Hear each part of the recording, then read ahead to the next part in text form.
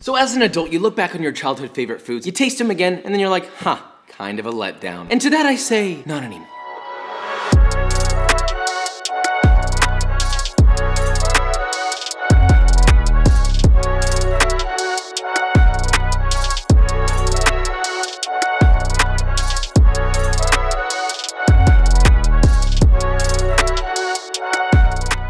Okay, so today we're going to be going over the humble toaster strudel. If you're from America, you would know this as a childhood favorite of yours. Mom and dad are busy, they pop these bad boys in the toaster, squirt them with some of that plastic icing stuff, and it was a grand old time. Why not start your day with an endless amount of sugar? Perfect for any 9-year-old. Obviously, a toaster strudel comes from a traditional food, strudel. To me, toaster strudels are a little more reminiscent to that of a Danish almost, but the crust isn't quite there, and when you really analyze what toaster strudels actually are, they're not that great. So with all that said, let's make this better, shall we? We are going to the coveted one and only Walmart. Wow, I'm so excited to be here. Not really, let's just get in and get out, make it quick. We walk in and the first thing I see is somebody with a mask that says senpai, and then he tries to steal something and then a dog goes running across. We just got here, it's been 5 seconds. Where's the toasty strudel? Oh, we walked past it. There he is, the little fat little man. All right. Guess we're gonna buy it. I already hate it, thank you. Okay, so we've got the box. Oh, this the guy you've been looking for? Sheesh. So you put it in the toaster, right? That's why it's called a toaster strudel. We're gonna do our patented design here. I'm running out. Okay, so we have this. I don't wanna eat this, I really don't. And look, the icing like just goes everywhere. It doesn't even hold its shape. Who did this? So here's the inside. Oh. Yikes, buddy. Why is it so red? Okay, I don't know how I ate this because when I was a kid, I hated cough syrup, and that's like bringing back bad memories. If we can't do better than this, I don't know what I'm gonna do with my life. I'll take care of it.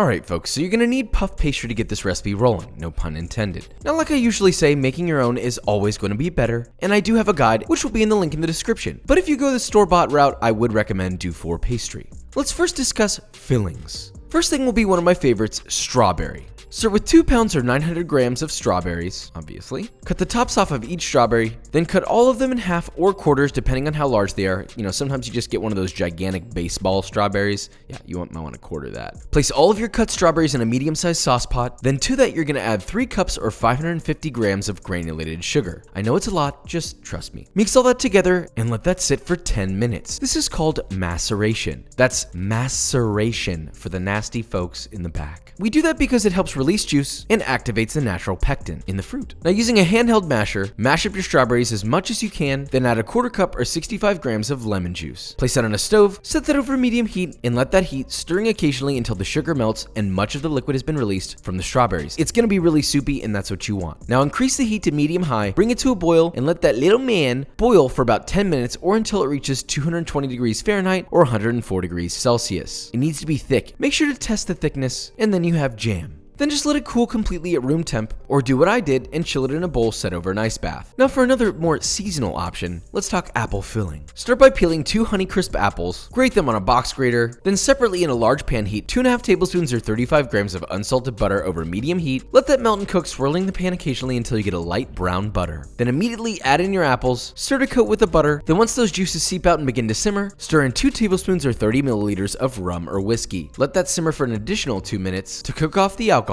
Then add 1.5 tablespoons or 12 grams of all-purpose flour, 1/2 cup or 100 grams of light brown sugar, 1.5 teaspoons or 5 grams of ground cinnamon, 1 tablespoon or 12 grams of lemon juice, and a nice generous pinch of salt. Stir that together, bring to a simmer, and let that cook just until the apple is cooked through and thickened, about 3 to 5 minutes. Okay, so now we have all of our fillings. As for puff pastry, you'll need a full recipe of mine, cut it in 2 pieces or 14 ounces or 400 grams of store-bought. Now roll one of your sheets into a 1/4 inch thick rectangle that's about 10 inches wide and 12 inches long. Now from the bottom of your rectangle, mark a small slit at 3-inch intervals across the entire dough. From there, just cut your dough into long strips using those markers as your guide. You can also use a small box to keep your cuts nice and straight, or just go by eye, but you know, we like it to look perfect. left. Once you have those strips, fold them in half to make a light crease in the center, then cut across that center so you have 2 evenly sized pieces. Repeat that with all of your dough. Now separately make yourself some egg wash by whisking together 1 egg and a small splash of water. Take 2 halves of your dough, place a nice dollop of your filling of choice in the center, leaving a 1/2 inch border around the edges. Now look, be very careful not to overfill these guys. For 1, Papa will be mad, and for 2, if you do, it'll keep the dough from sticking together, and that's a no good. Now from there, you're gonna give it a light brushing of egg wash around that blank border that you left. Take another half of dough, gently lay it on top of the other, and pinch the edges shut, being careful not to shoot any jam out of the sides. Make sure those edges are completely sealed. Repeat with the rest of your little Strudy doodies. Stupid joke. Now the first couple are difficult to do, but you'll get the hang of how much jam to put pretty quickly after doing a couple of these. Place all of your finished pastries on a couple of baking sheets and into the fridge to chill for 15 minutes, then preheat your oven to 400 degrees Fahrenheit or 205 degrees Celsius. Once the oven is hot and your chili boys are ready, place those guys on parchment-lined baking sheets, brush the tops of each pastry with your egg wash from earlier, and place in the oven for about 20 minutes, or until a beautiful golden brown and cooked through. Now while those are baking, let's make our icing. Start off with 2 ounces or 55 grams of cream cheese in a medium-sized bowl. Beat that together with electric beaters till light and fluffy. Then beat in an optional couple drops of almond extract, or just spill it everywhere, that works too. Oh, fuck. Then beat in 1 cup or 125 grams of powdered sugar until thoroughly incorporated. Then add in whole milk 1 teaspoon at a time until it reaches the desired drizzling consistency. Just please don't make it too thin. Now finally beat in the beans from 1 vanilla bean or 2 teaspoons or 6 grams of vanilla extract. Okay, so once you've pulled out your lovely strudels, let them cool in a wire rack just until they're warm. Then immediately drizzle them with a nice pattern like you see here. I mean, look, this is the classic drizzle, of course, but you can do some other fancy drizzling pattern if you want. I don't know. You want a little nostalgia. Either way, once these guys have been drizzled upon, sounds weird, you'll have a lovely bunch of homemade toaster strudels that we must know the taste to decide upon a winner. But before we do that, let's just take a look at the inside of this. I mean, look at that. It's flaky, it's airy, look at all those lovely buttery layers. Jam, I mean, come on, we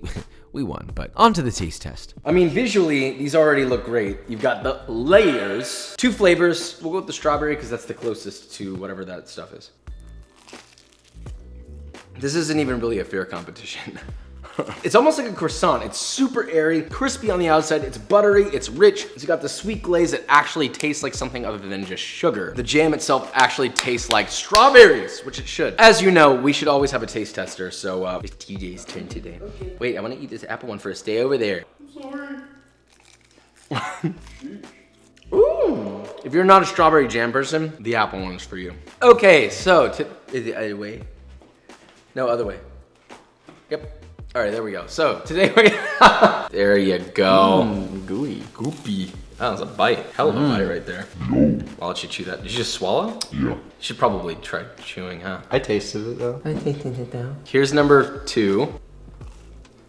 So we got 1 and 2. It tastes like number 2. That's like a poopy. That's not good. I think it's too obvious. It's sometimes we just go, I think we go so above and the texture's so contrasty and different. It's hard to do the whole blind taste test because it's so obvious. This a poopy. Long story short, we win yet again, but better. Toaster strudel. Thank you so much for coming. Papa, love you. Bye. You wanna know what else is puffy and full of jam? Yep, that sounded worse than anticipated. B-roll.